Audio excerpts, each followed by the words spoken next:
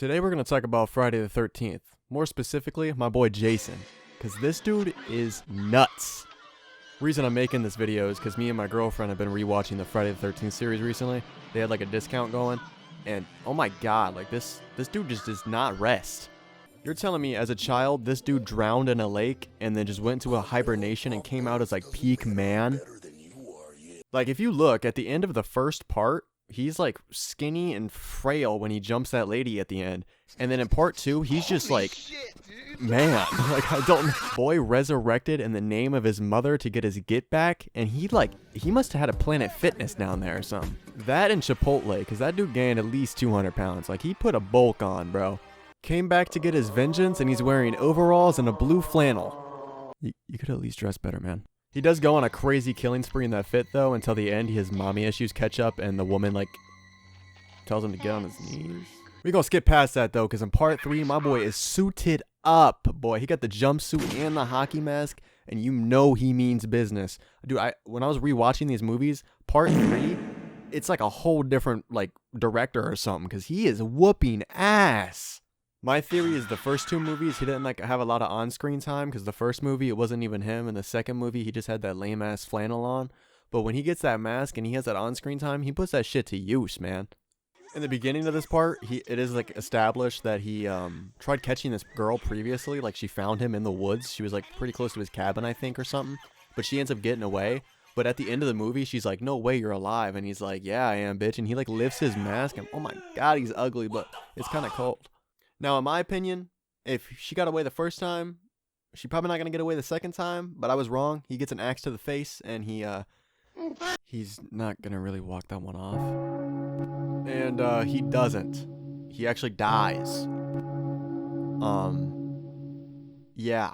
But he's Jason Voorhees, so when he gets transported to the morgue, this freaky-ass doctor is trying to, get it on with this lady. And he fails at first, but then he tries again. You miss 100% of the shots you don't take, I guess. After the good doctor nails it, Jason Voorhees, I guess, gets a whiff of the Badussi, and he just, like, rises back. After he lays the pipe, Jason Voorhees just, like, comes back to life. I guess it's because, like, the camp counselor kind of situation, but it's 2 doctors instead. Don't know the science, don't want to know the science, so we just gonna move on. My boy's back. And when I say he's back, I mean our boy is back. Like, he ain't playing no games no more. He got whooped, and he's gonna walk that shit off. He does not hold back, and I think it's because in this movie, the camp they're not even camp counselors in this movie. This dude is just taking lives. I forgot to state that in this movie, it's like just people going on vacation, but on the other side of the lake, it's Camp Crystal Lake. So it's like his jurisdiction, his block, I guess, but like, in this movie, they are not camp counselors. They're just like teens going on vacation. They're not babysitting any campers. And now that I think about it, I don't think they ever were camp counselors. I think maybe in the first or second movie, there's like a mention that they're training or something. I honestly don't remember. But I think they were just like freaky gooners. Like they're just there for the play. However, Jason is not. So while he goes to get a corkscrew, he couldn't find it. So he's asking his dude who's just not paying attention. And he gets the corkscrew he's looking for right through the hand. And then he turns around and he gets a meat cleaver to the face. In my opinion, Jason's just a great guy for helping out. I'm just a little worried he's going to show up to my house. I've also just realized I've skipped like an hour of this movie. So a little recap, it's just a lot of like character progression. He was mainly just trying to get back home after, waking up from the Badussi, as I said earlier. But when he does show up for the first time, like after, coming back to life or whatever, but when he shows up with style because we're in like the 4th movie right now. So you kind of know like when he's going to show up, like, his area, what he waits for, his timing and stuff.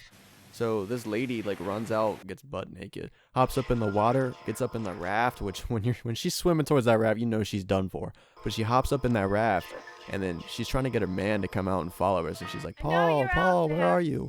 And then it gets real quiet. You can barely hear the water, and then boom, boy comes up, like he comes out the water and like grabs her, and then like shoves a machete up through the boat, man. Hey, this is editing, Zach. A little fun fact for you. Apparently, with this scene, the lady here in the raft was borderline freezing, and they didn't want to give her a break. So the actor that plays Jason was like, no, like, we're not going to film this unless she gets a break. So I just want to let you know, deep down, Jason's a good person. Alright, back to the video. Basically, I'm just trying to catch you up to speed with who this man is. This man is Jason Voorhees. He goes from a frail little boy in the first movie to the 10th movie, he's in space. And he's got like nano armor. Like this dude thinks he's Tony Stark. This doesn't include the remake either, where like the remake is so much different. They just take him, turn him up to 11. Like you thought he was scary before? What if he could full-blown sprint? Like before you could at least maybe get away if he was just like walking after you like in some of the movies, but I'm sorry, if that dude is running, you can have me. Pause. As for the rest of like the original series, I'm pretty sure it's just a lot of more like Jason killing more people. I know in one of the parts he goes to New York City, and then I think in one of the parts he goes to hell, and then there's like a Freddy Krueger crossover, and they fight. He's just kind of him. I don't know how else to put it.